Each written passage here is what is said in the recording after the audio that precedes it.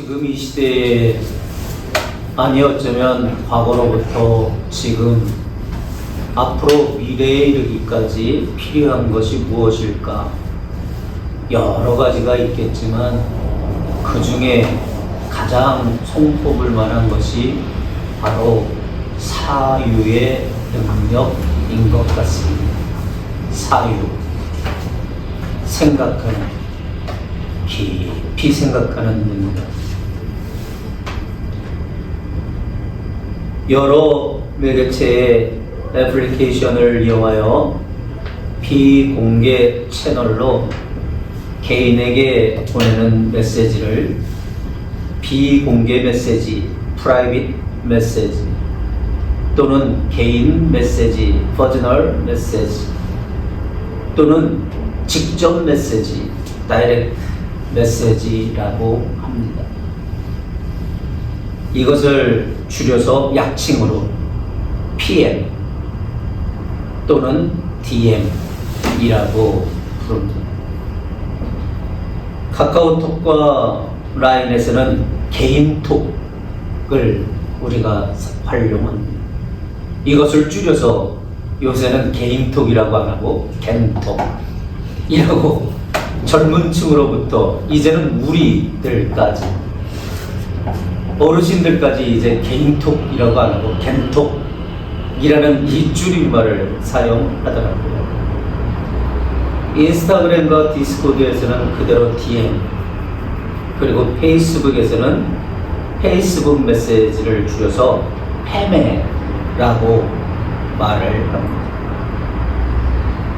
지정한 상대 외에는 노출되지 않도록 메시지를 유용하게 보내는, 서로 소통할 수 있어서 어린 아이들도 또 연세가 있으셔도 많이 사용하고 있습니다. 여러분들도 카카오톡 겐톡 많이 하시잖아요. 여러 가지의 유용한 그 메시지, DM을 많이 사용들 하시잖아요. 참으로 간편하고 빠른 소통, 너무나 좋은 그러한 활용의 모습입니다. 첨단 과학의 시대에 급 가속화되어가는 문명의 혜택에 유용한 한 부분입니다. 때로는 범죄의 노출로 인한 어려움을 겪기도 하거나 해서 우려의 목소리가 커지기도 합니다. 얼마 전 DM을 사용하는 일부 연령층에 설문조사를 하여 발표한 적이 있습니다. DM을 받을 때 마침표 사용하는 것, 그리고 올바른 문법, 그리고 줄바꿈 사용하는 것에 대한 설문조사였습니다. 여러분들은 어떻게 생각하십니까? 겐톡을 서로 주고받는데 한 문장에 마침표를 찍는 것, 그리고 그 다음에 또 줄을 바꿔서 또 쭉 올바른 오타가 나면 다시 수정하고 올바른 문법으로 올바른 철자를 고쳐서 다시 한 말이 끝나면 마침표를 찍고 또 연이어서 하려면 줄 바꿔서 바로 이어서가 아니라 줄 바꿔서 사용하는, 보내는 그러한 내용들. 여러분들은 어떻게 마침표 사용하십니까? 줄 바꿈 사용하십니까? 그것을 일부 연령층에 설문조사를 했어요.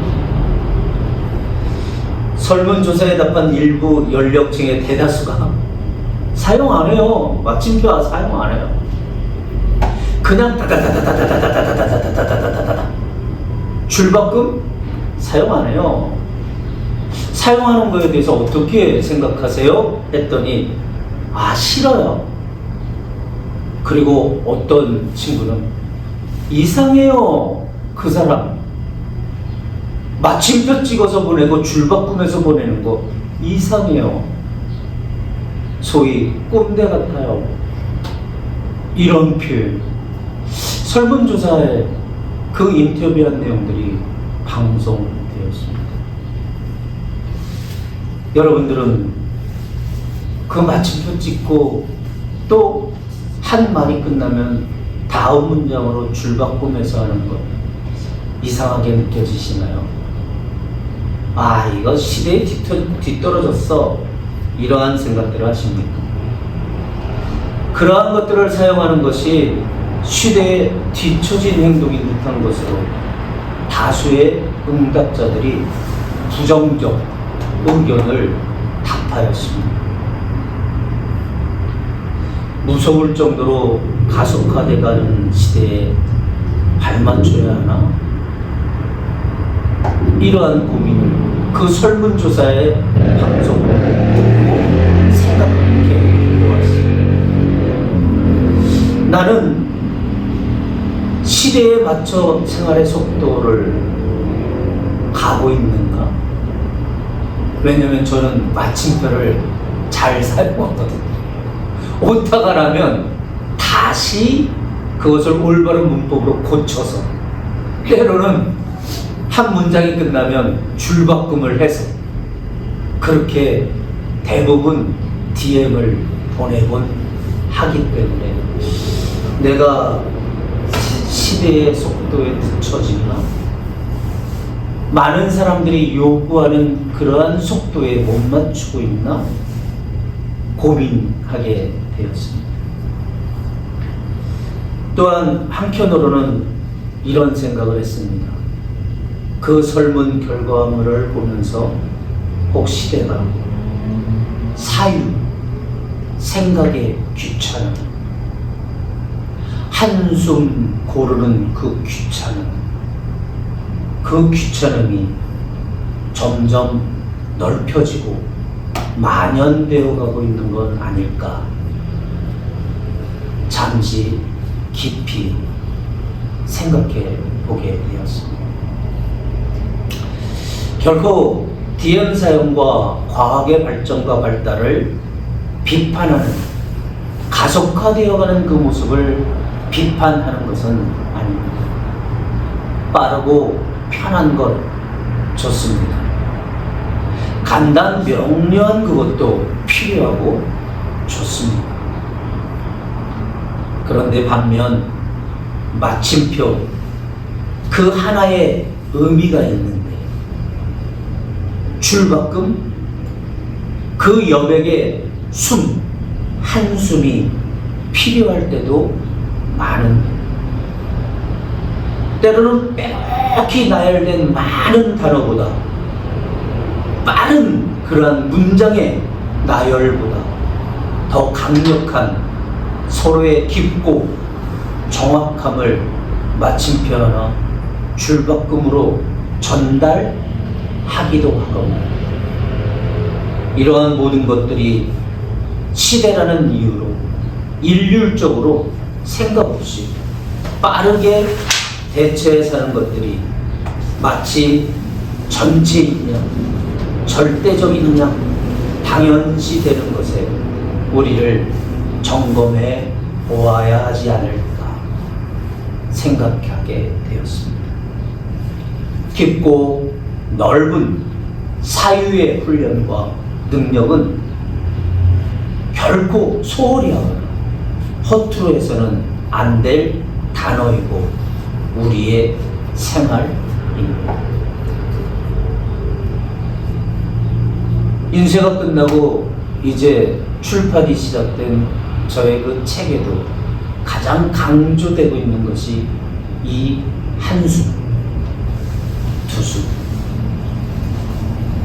저의 책의 챕터가 3챕터인데 첫 번째 챕터의 소타이틀이 한숨입니다. 한숨 쉬고. 두 번째 챕터의 소타이틀이 두숨입니다. 힘들지 두숨 쉬어. 그런데도 회복되지 않는 일들이 너무 많아요. 그래서 세 번째 챕터의 소타이틀이 뭘까요? 한숨, 두숨이었으니까 세 번째 뭐예요? 세숨. 세숨?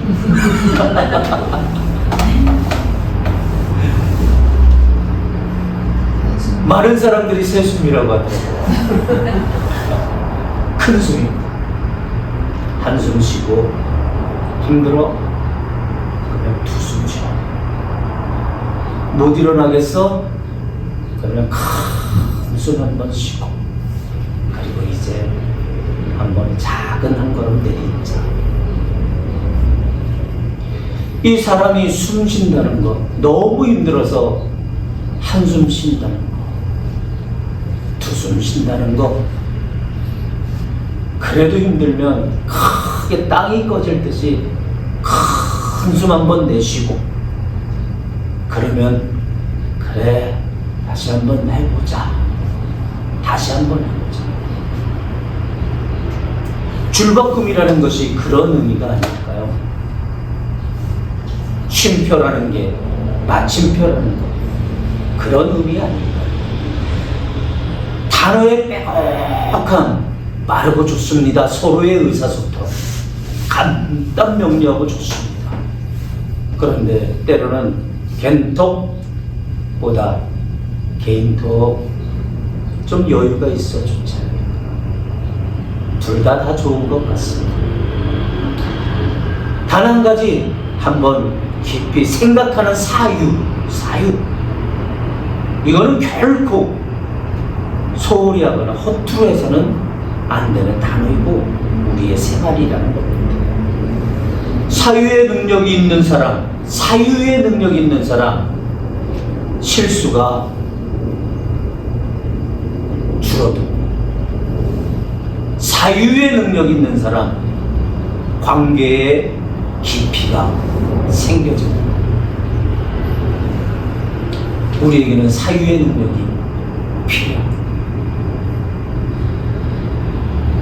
예전에도 소개한 적이 있는데, 히틀러 치하의 나치 취리대 장교로 2차 세계대전 중 독일 및 독일 점령하에 유럽 각지에 있는 유대인의 체포, 강제 이주를 지휘했던 아돌프 아이만, 어렴풋이 그 이름 기억나시지요? 그가 이제 전쟁이 맞춰지고 예루살렘 재판석에 재판 그 장소에 서서 재판을 받고 그 전범으로서 그 사형을 선고받는 그 과정에서 그는 최후 진술까지 끝까지 자신의 무죄를 주장했습니다. 왜? 나는 그저 시키는 대로 했을 뿐이야. 단지 지시에 따랐을 뿐이라고 하면서 지금 그 상황에서 그저 충실하였을 뿐이라고, 그래서 나는 무죄라고 끝까지 무죄를 주장하다가 결국 사형을 당한 아돌프 아이히만. 유대계 출신의 미국의 정치 철학가 한나 아렌트 교수가 책을 통해서 이렇게 말했죠. 그는 아주 근면한 인간이다. 그리고 그런 근면 성실 자체는 결코 범죄가 아니다. 그러나 그가 사형을 받을 만한 마땅한 유죄, 그 유죄는 그 명백한 이유가 있는 거예요. 아무 생각 없었기 때문에. 분명 군인이더라도, 분명 그 상황이 그렇다 하더라도 생각할 수 있는 능력이 있어야지. 더더욱이 지휘관이라면, 더더욱이 리더자라면 사유의 능력이 있어야지. 그 명령이 합당한가? 이 상황에 내가 그 600만 명의 유대인들을 가스실로 죽이는 그 열차에 강제적으로 태우는 이 행위가 정말 사람으로서, 한 시대의 리더자로서 마땅한가? 생각을 했어야지. 생각 없이 그저 시키는 대로 했다. 그 상황에 급하게 대처를 했다. 그것이 유죄. 그 유죄에 중함이 있어. 당연히 사형을 당하는 것. 그것이 마땅하다. 한나 아렌트 교수의 이 외침. 이 시대의 우리는 빠르고 좋은 것만, 편리한 것만 생각하고 있지는 않습니다. 생각 없이 무사히. 한나 아렌트 교수는 이렇게 덧붙입니다. 그는 어리석지 않았다. 그로 하여금 그 시대의 엄청난 범죄자들 가운데 한 사람이 되게 한 것은 순전한 무사유였다. 라고 합니다. 무사유. 생각 없이 빠르게 행동하고 이유를 생각하지도 않고 흐름에만 판단하여 그리고 말한다. 관계와 일을 그르쳤던 수많은 흔적이 우리에게도 각자에게도 남아있습니다. 사유란 단순한 생각함이 아니라 상대의 입장을 고려하면서 이 일의 전체적인 의미를 생각하면서 내가 지금 행동하려고 하는, 내가 내뱉으려고 하는 그 말에 그러한 깊이를 가지면서 그 상황에 공감하는 그 능력이 바로 사유입니다. 이러한 사유는 모든 이들에게 당연한 의무입니다. 사유를 해도 그만, 안 해도 그만이 아니라 사람이라면, 인간이라면 생각한다는 이 자체는 당연한 그리고 의무인 것입니다. 우리에게는 선택의 자유가 있고 그 선택의 책임도 져야 합니다. 그러기 위해서는 생각에 부지런함과 생각에 열정이 있어야 합니다. 매일의 선택, 말, 행동, 그 이전에는 반드시 기쁜 이유, 즉 생각감이 있어야 한다는 것입니다. 성경의 북이스라엘의 아합 왕은 바알이 우리의 하나님이라고 하면서 바알을 섬기는 그 아내 시돈 출신인 이세벨과 함께 북이스라엘을 바알신과 아세라신을 섬기는 우상의 나라로 만들었습니다. 여호와의 신앙을 찾기 힘들 만큼의 많은 우상의 세움과 우상을 숭배하는 각각의 선지자와 제사장들을 공식화합니다. 한마디로 나라에서 인정을 해주는 거예요. 여호와 선지자들, 여호와를 향한 선지자들을 제껴놓고 바알과 아세라 신을 섬기는 제사장들과 그것을 선포하는, 가르치는 선지자들을 나라에서 인정을 해줍니다. 그것도 여호와 신앙으로 컸던 아합 왕이 말이에요. 우상의 섬김과 우상의 문화와 풍습을 장려합니다. 마치 이것이 이 시대에 앞선 이 시대의 문화인 양 말입니다. 백성들로 하여금 여호와의 신앙과 바른 신앙의 생활로부터 당연히 멀어져 가게 하였습니다. 하나님은 결코 그대로 놔두지 않으셨죠. 세우신 선지자 엘리야를 통해 그 땅에 가뭄을 내리시고 기근을 펼치시고 갈멜산 기도의 전투에서는 하나님의 불의 능력으로 하나님의 살아계심을 선포합니다. 그리고 아합과 이세벨이 그토록 신봉하는 공식화했던 우상의 선지자들 850명을 갈멜산 기도의 전투에서 멸하십니다. 왕비 이세벨은 자신이 그토록 신봉하며 다르게 표현한다면 이세벨의 측근이었던 바알의 선지자 850명이 죽었다는 소식이 위기감을 느끼고 마침내 권력을 이용하여 엘리야를 죽이기를 작정합니다. 엘리야를 이 정보를 듣고 웬일인지 남으로 도망쳐 그토록 하늘에 불을 명하였던, 기도로서 불을 명하였던 엘리야가, 그렇게 강력한 엘리야가 왠지 이세벨의 이 죽인다는 이 정보를 듣고 한 번에 저항도 하지 않고 항거도 하지 않고 남으로 도망쳐 내려옵니다.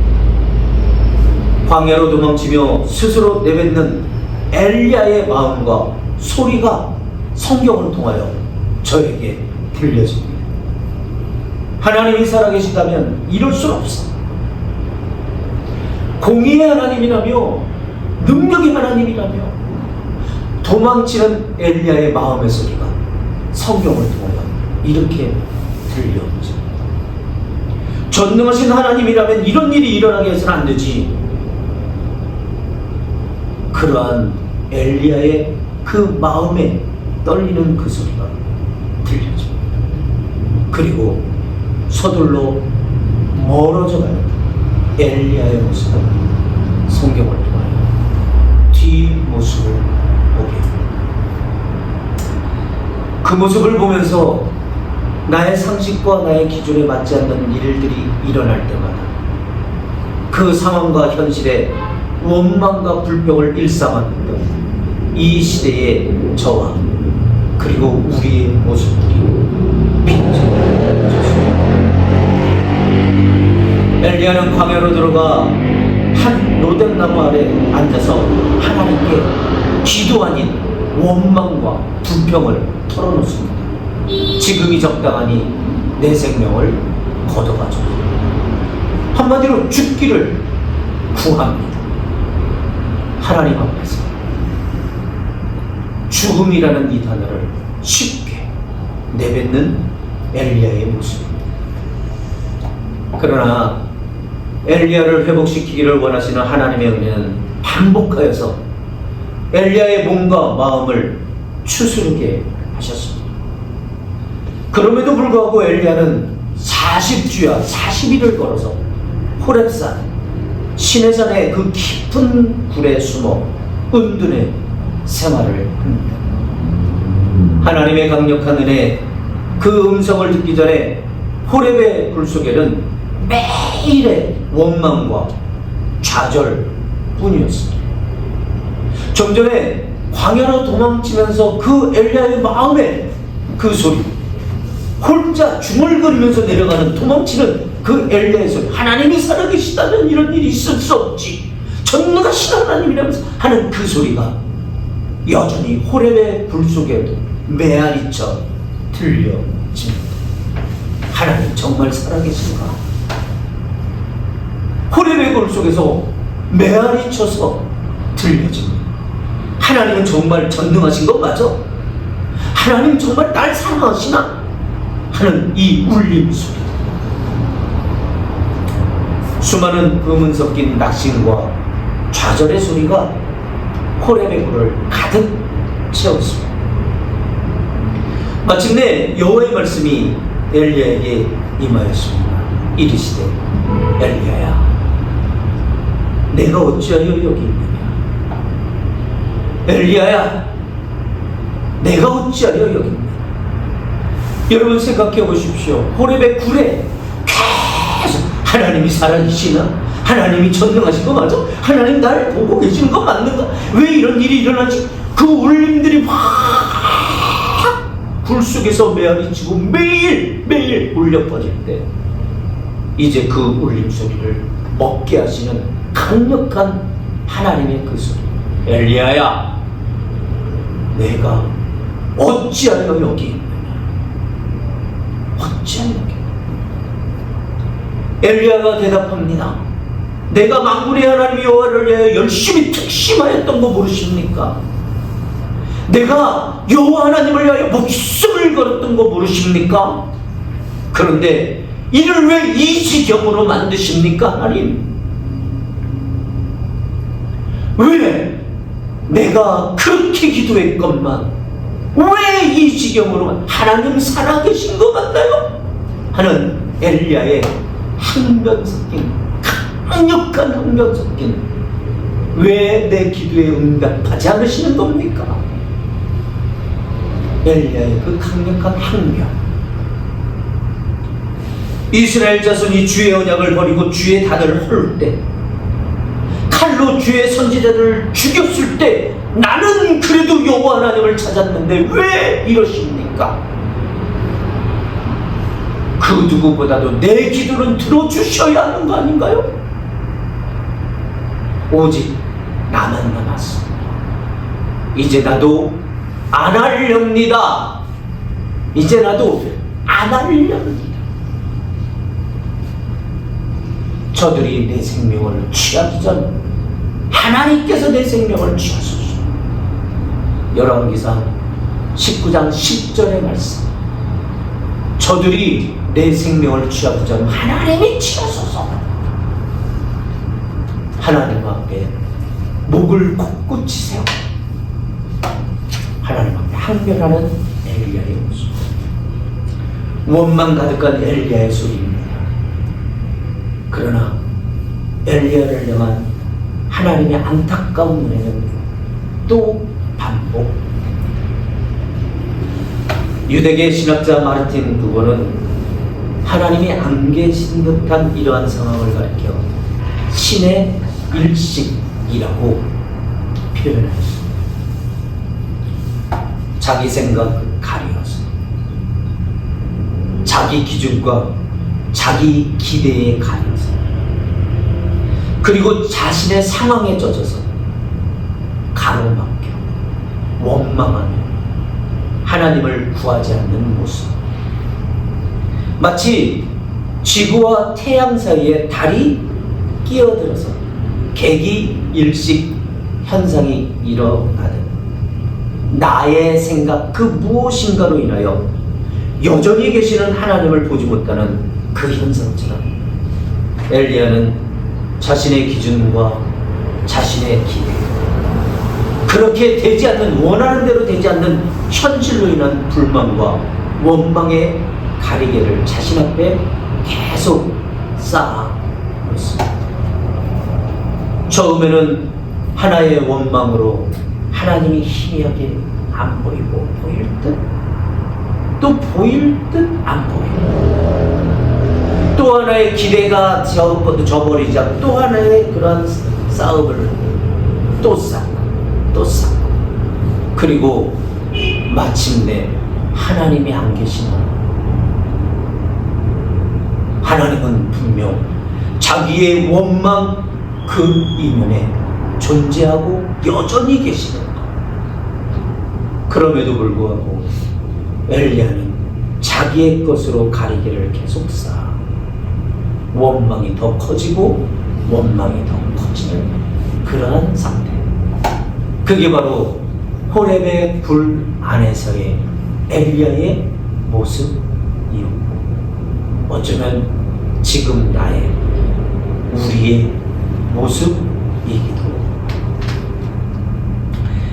엘리야와 지금 말씀을 듣는 우리를 향하신 내가 어찌하여 여기 있느냐 라는 하나님의 질문 아닌 은혜는 지구와 태양 사이에 달이 존재하더라도 여전히 존재하는 태양과 같이 삶의 고난과 어려움이 우리를 침범할 때 하나님의 사람으로서 사유함이 필요함을 강력하게 깨우쳐 주시는 것입니다. 하나님의 깨우침의 역사는 계속되었고, 마침내 시대의 회복과 하나님의 사람들을 일으키는 엘리야의 사명 감당은 믿음의 근과 능력으로 다시 출발하게 됩니다. 언제부턴가 자기 중심적 생각에 젖어 자기 중심적 기대에 찬 생활을 하게 됩니다. 당연히 찾아오는 현실의 어려움과 힘겨움이 나만의 가리움이 되어서 가정과 삶의 분야에 훈련 안 된 사유, 그 무사유의 말과 행동들이 서로를 불신하고 서로를 부정하며 희망을 외면하곤 합니다. 자기만의 가리개 너머를 볼 수 있는 먼 시선의 소유자, 내가 쌓은 불평과 원망, 현실 그 너머로 여전히 계시는 하나님을 바라볼 수 있는 먼 시선의 소유자, 자신도 모르게, 아니 어쩌면 의식하면서도 쌓아놓는 가리개 옆 다른 각도의 소유자로서의 자세가 지금 우리에게는 필요할 겁니다. 이제 현실에 어려움이 있어 원망이 내 앞을 가로막을 때 한번 생각하며 다른 각도로 그 뒷면을 보십시오. 여전히 계시는 하나님이 발견될 겁니다. 생활이 기대대로 되어지지 않아 나도 모르게 불평과 원망이, 짜증이 쌓여갈 때 그 뒷면을 볼 수 있는 먼 시선을 생각하면서 가져보십시오. 여전히 계시는, 여전히 나를 향하여 내가 어찌하여 원망과 불평에 가려 나를 보지 못하고 있느냐, 어찌하여 여기 있느냐 라는 주님의 그 음성이 들려질 것이고, 마침내 우리는 여전히 계시는구나 하고 불평, 원망을 넘어 온전한 그리스도인의 삶의 자세를 다시 갖출 수 있게 될 것입니다. 지금 가정과 이 시대에 우리에게 필요한 것은 눈을 가리는 눈 가리기 같은 일식 현상이 일어나지만 여전히 존재하는 희망을 향해 걸어가는, 여전히 은혜로 역사하시는 하나님을 바라고 구하는 믿음, 즉 사유의 능력을 통한 견고한 믿음, 그 믿음이 가장 앞서야 할 때입니다. 깊이와 넓이가 있는 사유의 훈련이 되어서 사유의 강한 능력으로 우리 함께 살아가는 한 주간이 되길 주의 이름으로 축원드립니다.